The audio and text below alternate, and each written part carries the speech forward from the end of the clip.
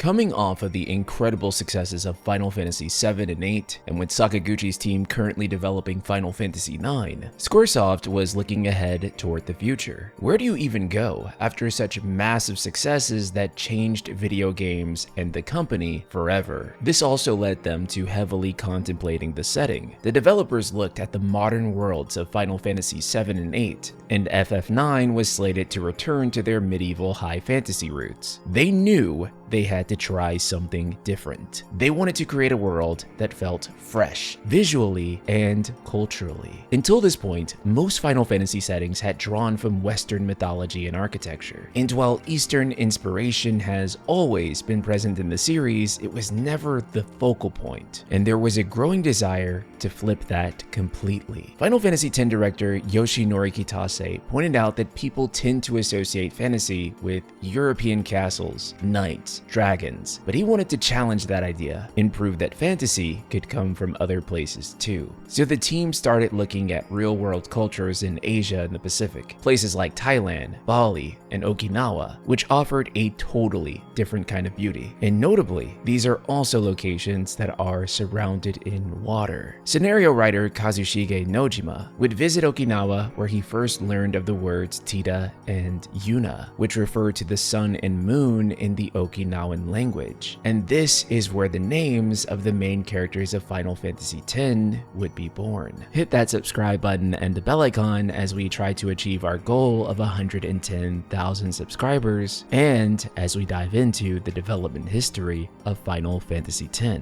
Development for Final Fantasy X officially began in the year 1999, with its development overlapping with FF9's. It would become one of Squaresoft's biggest and most expensive projects up to this point, with a reported budget of around $32 million at the time. This is around $62 million today when adjusted for inflation. The team was huge, with over 100 developers working across design, programming, art, and story. It was also the first mainline Final Fantasy game built from the ground up for PlayStation 2, and would include brand new technologies and practices never before seen in the series, such as full voice acting in fully 3D field environments. But before it ever became a Final Fantasy, the project started out as something entirely different. A darker, experimental concept called 17. 17 actually began as a new IP entirely separate from Final Fantasy. This revolved around people dying from a mysterious illness that would kill people on their 17th birthday. Yuna would have a role similar to that of a nurse following Yevon's teachings while treating people on the pilgrimage. Yevon at this point in the story was described as a Red Cross-like organization with Micah as its chairman. Yuna would have failed to heal the people, and it would have turned out that the Yevon organization's treatments were the ones actually killing them. And in a weird way, this actually isn't that dissimilar to what we got, though the concept of inevitable death was something that eventually evolved into Yuna's arc as we know it in the final game, and that early version of a girl performing healing rituals under a false belief system became the backbone of FF10's story. In this version of the story, Tidus and Yuna weren't lovers, they were actually brother and sister, with people dying mysteriously at a certain age, and the main characters being brother and sister. I can't help but wonder if Expedition 33 didn't use this as a source of inspiration for its own story. Though as the project moved further away from 17, it continued to explore the same questions. What does it mean to carry out a duty that ends in your own death? What happens when the faithful are betrayed by their beliefs and their clergy? This would eventually evolve into the story we know as Final Fantasy X,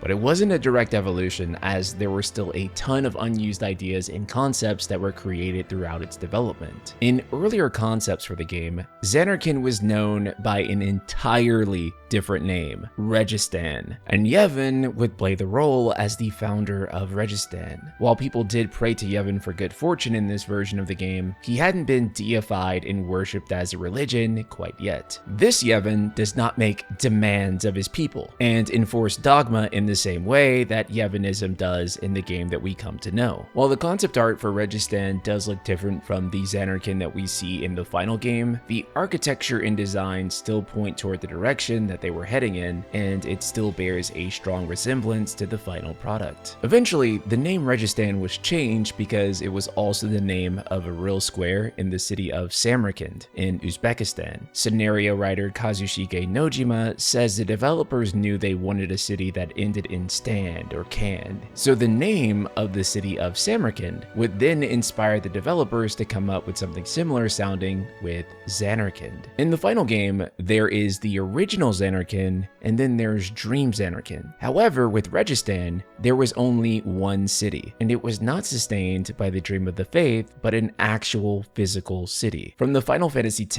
Ultimania Omega, as translated by the BlueAurochs, Nojima. At first, Registan, meaning Zanarkand, was a real city, Kitase. It was floating above Mount Gagazet. There was a city, and people actually lived there. I remember there was an event before the final battle where they went to rescue the residents, Watanabe. There was also the idea to have Sin rescue them, Toriyama. Because it was a real city, the plot included a scene in which the residents of Registan reunite with Tidus. Once it was decided that Zanarkand was a summoned city, all of these scenes were scrapped. It seems like Registan was going to be far more playable and maybe even explorable than Zanarkand currently is, as the Ultimania Omega describes scenes where Tidus is cooking, hanging out with friends, and more. But it's more than just the settings that changed from their original concept. It's also the characters. Tidus played quite a different role in this version of the story, and one that ended up staying in the game until a much later point in development. He was envisioned as an angry plumber. Not only was Tidus originally going to be a Mario brother, this idea is likely why Tidus still wears overalls in his final design. Listen, I know it sounds comical to think of Tidus as a plumber, but the game was not going to feature him unclogging toilets. Like, could you imagine if they were traveling together and Yuna was there to perform a sending and Tidus was there to fix the sink? Instead, Tidus was said to have worked on the underwater facilities of Zanarkand's plumbing. You see, Zanarkand would have a ton of underwater pipes, and his insane lung capacity at this point would actually be used to dive underwater and fix those pipes, which is precisely what I would imagine a Final Fantasy plumber being like. Tidus was also originally going to be the unsent among the group. However, the popular film Sixth Sense at the time had a similar plot twist, so they decided to move the role of the unsent to Auron. Speaking of Auron, one question that has always been raised by so many fans is why Auron looks so much older than he is. I even posed this question during my Final Fantasy X retrospective and theorized that maybe it was attributed to the Pyreflies projecting the stress and burden that he carries. After all, Auron is 35 and I'm 34, and I don't have nearly as many gray hairs or weathered features unless, God forbid, that all kicks in starting next year. But the answer, in reality, is hilariously straightforward. Character designer Tetsuya Nomura simply drew Auron before his exact age was decided, and they kept the design because it was fire, even though his appearance wasn't an exact match for his age. The developer said in a Famitsu interview, as shared by SquareBD1.wordpress, when asked if there were any hardships when creating the characters, Nomura: "I didn't have any hardships, but Auron's age not being really decided even after I started drawing him left an impression to me. It's rather uncommon to have ages being changed in the middle, but I wondered, how old is he? As a result, he ended up looking older than his actual age." Nojima: "I feel like we've gotten too used to Nomura being the one who decided characters' ages. That's where the gap showed up," he laughed. Auron in the final game is an unsent, but this was not the case in earlier versions of the game script. He was originally the leader of an entirely scrapped mercenary group called the Crimson Squad, and this is likely why Auron still wears red in the final game. The Crimson Squad's purpose was exterminating fiends, and this early artwork depicts what the Crimson Squad would look like. The Crimson Squad later on would be a name reused in Final Fantasy X-2. According to scenario writer Daisuke Watanabe, he had originally planned for Auron to be Jecht in disguise watching over Tidus and everything that happened. However, as Jecht's role became more forefront to the story with him serving as Braska's final Aeon, this idea was scrapped. One of the biggest changes to the game's opening was that originally Seymour was meant to appear right from the start. In this early version of the story, when Sin attacks Registan, the Crimson Squad was also meant to fight him, which would result in severe injuries. A Amidst the chaos, Seymour would appear with other men cloaked in black, though it's unknown who these men were supposed to be. This makes the opening scene of Final Fantasy X very different overall, and the development team talks about this in the Ultimania Omega. Kitase.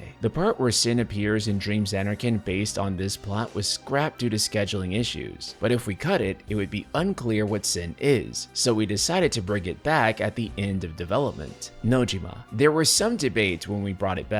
It's weird for Tidus to go back to where Sin is near his home. We thought of various reasons, like Tidus returning to save the kids he promised to teach Blitzball to. Toriyama. Ultimately, Aaron leads him, but while thinking of reasons, we said Tidus would be more concerned about a date promise than the kids he promised to teach Blitzball to. He laughed. You may think the idea of Yuna being an idol was entirely a contrivance of Final Fantasy X-2, but this actually couldn't be further from the truth. In reality, Yuna being an idol was actually conceived while the team was working on the original Final Fantasy X, and this idea ultimately ended up seeing itself come to fruition in X-2. The plan was that there was going to be a music festival happening in Makalania at what was called the Yevon Muse ceremony, and it was there that Yuna would wear Yunalesca's attire and dance. In the Ultimania Omega, the developer said, quote, Nomina. At first, I wrote the scenario with the idea of making Yuna an idol in mind, and that atmosphere remains in the game, like in Luca, where the townspeople would surround Yuna. Toriyama. Summoners are like stars in this world, aren't they? The concept was there in Final Fantasy X, wanting to travel alongside such an idol. Watanabe. Everywhere they went, Yuna's photos were being sold. Kitase. Nomina really likes to make stars, doesn't he? Soldiers had that position in FF7 as well. Nomina. I thought it would add to the realism of the world. Toriyama. We were considering events like weddings and sendings to the far plane as idol-like moments, but there was also the event of Yuna dancing at the Makalania Music Festival. That's part of this plot. Nomina. Anyways, I wanted Yuna to dance and sing in many scenes. Watanabe. Eventually, as the story became more serious, it became difficult to create a fun production. Kitase. When Seymour and Maester Micah visited Luca, there was a band there, right? Originally, those characters were designed for the Makalania Musical Festival, so Yuna singing and dancing was something they always wanted to do with her character, and eventually, they did do it in Final Fantasy X too. This is also why her sending in Kilika is such an elaborate scene. It's all rooted in this core idea of Yuna being this idol-like figure who goes around dancing and singing. Final Fantasy X was first officially announced to the public at the Square Millennium event alongside the announcement of Final Fantasy IX and Final Fantasy XI. This famous off-screen tech demo showed both a similar and profoundly different game than what we see in the final build, and there's a good reason for this. Final Fantasy X's development began in 1999, and the Squaresoft Millennium event happened in January of 2000, so this footage is essentially a prototype that at most had been in development for a full year, but likely less. And yet, that's also a huge part of what makes this so impressive, and tells you just how differently game development is now from how it used to be. The trailer for this game featured an entirely different logo than the one used in the final game, although it does still feature Yuna. Though, to be honest, it's hard to tell what the rest of this logo is supposed to be because it doesn't really resemble anything in the final game. This demo featured a fully controllable camera,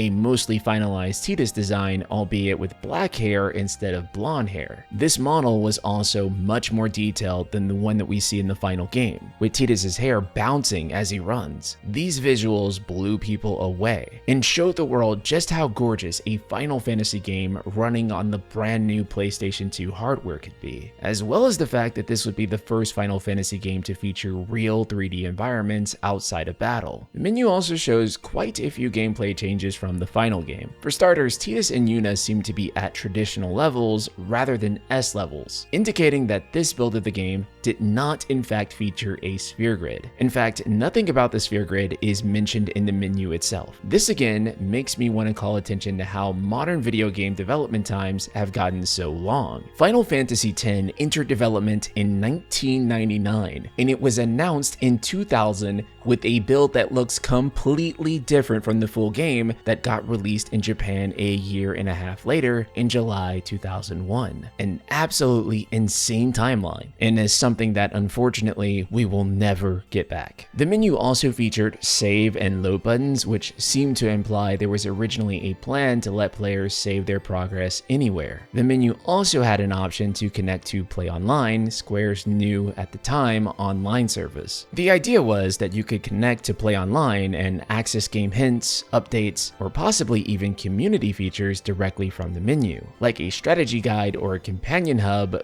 baked directly into the game itself. Of course, with few people adopting the PlayStation 2 modem, this ended up being an entirely scrapped feature. There was a lot of ambition in the Millennium event demo, but not everything was able to make it into the final build. Early versions of the game had a free-roaming camera that let players control the view, similar to modern third-person games. But during development, art director Yusuke Naoda pushed to scrap that idea. He said the constantly moving camera made him feel sick, and he was worried that players would feel the same. Final Fantasy X aspired to be the first FF game to break away from random battles, as enemies were supposed to be visible on the field. However, due to hardware restrictions and the goals that they wanted to achieve, this would be a technical challenge that they wouldn't figure out how to overcome until Final Fantasy 11 and 12. 10 also became the first mainline game in the series to forgo the fully functional world map. In part, this was to emphasize the pilgrimage taking place, something that would not have been as impactful if you were traveling on a world map. But more importantly than that, the real primary reason they removed it, and the reason that we rarely see world maps anymore, is the cost, or the cost of making them at current graphical fidelity and scale. Director Yoshinori Kitase saying on the matter in a 2022 interview with the PlayStation blog, quote, "Final Fantasy X was the first game in the series to not include a world map. This is because the game was built in full 3D, and that's expensive. As game creators, we sometimes have to make decisions that balance game design with ballooning production costs. In this case, dropping the overworld map was the most realistic solution we had available." There were also a lot of features and concepts that had to be cut in the process of developing Final Fantasy X.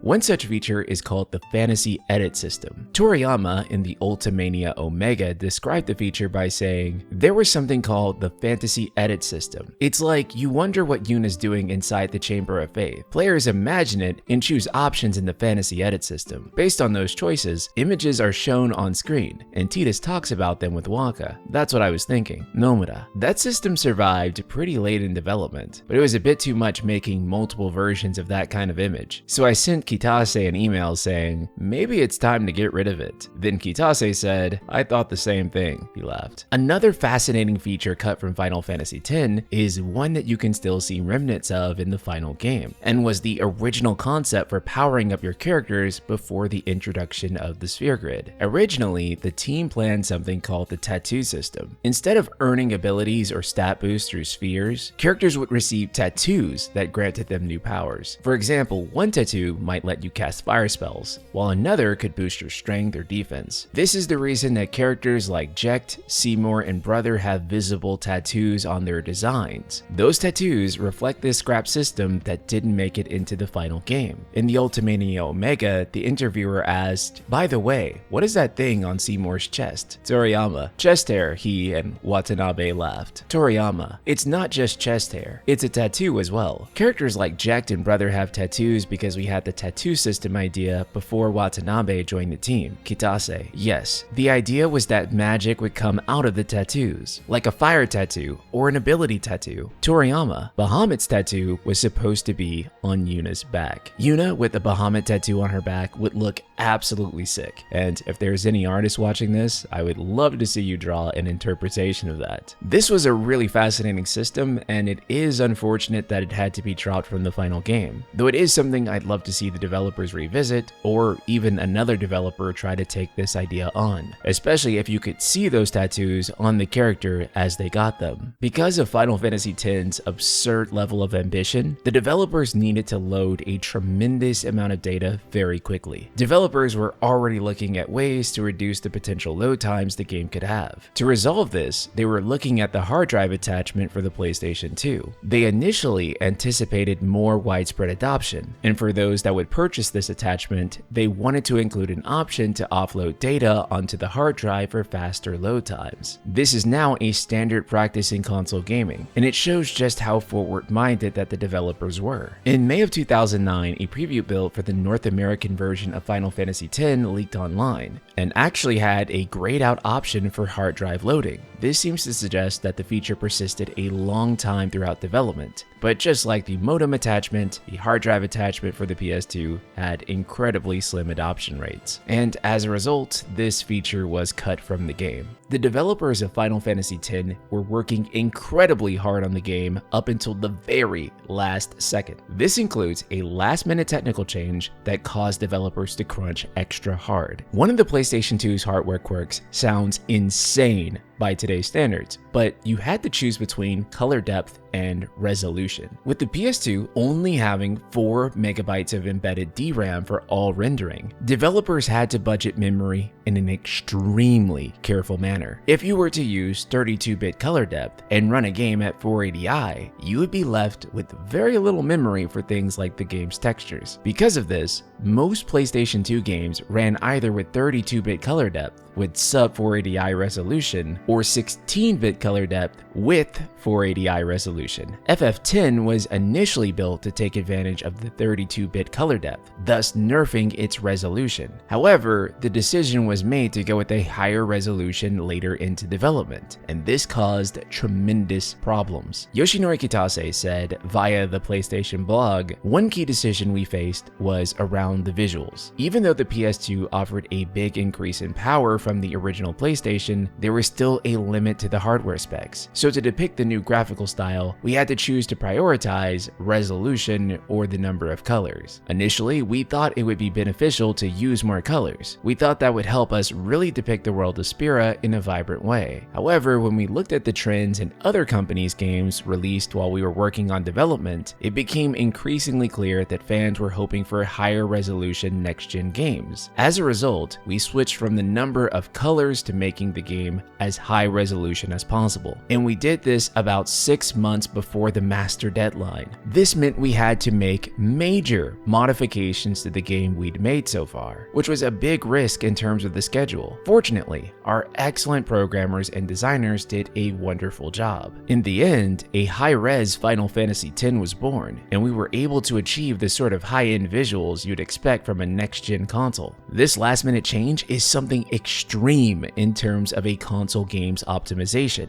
and it is honestly a miracle that Final Fantasy X didn't fall apart as a result of this. Programmers of this era were truly built different. Final Fantasy X was the first mainline Final Fantasy game to feature full voice acting, something that put a massive amount of work on the animation and programming teams, as they also had to add accompanying facial expressions and lip-synced mouth movements in order to make those lines feel believable. But the real challenge came with localization. All of the cutscenes were originally animated and timed to match the Japanese voice track, so when it came time to produce the English version, the localization team had to do a lot more than just translate the script. The English dialogue had to be completely rewritten and heavily edited to match the timing of the Japanese lines. Now, in a modern Final Fantasy game like Final Fantasy VII Rebirth, they actually redo all of the lip animations to match the English voice acting. However, at this time, any character animations, especially mouth movements, could not be changed. This is why Final Fantasy X's lip sync in English can be quite off at times. Most of the English voice actors didn't even actually get to see gameplay footage as they were recording. All they had were audio references from the Japanese voice cast with little visual context. After recording, sound editors had to go in and tweak the timing of each line, which involved either speeding it up or slowing it down just to make it fit. This is because the links of the audio files were hard-coded in the game's engine, triggering actions and sound files. This is to say way that the event system depended on these audio files for precise timing. If you have a background in computer science or just any programming, even hobbyist programming, you are probably cringing right now. Because yes, this does mean exactly what you think it means. Changing the length of these audio files even slightly could throw off the time of event triggers, and this would make the entire game crash. Knowing this alone makes Final Fantasy X's English dub nothing short of a miracle. Final Fantasy X's development is incredibly fascinating. It had a tremendous number of hurdles to overcome, both technically and creatively, but they overcame all of them and created one of the most impactful video games of all time. If you want to learn more about it,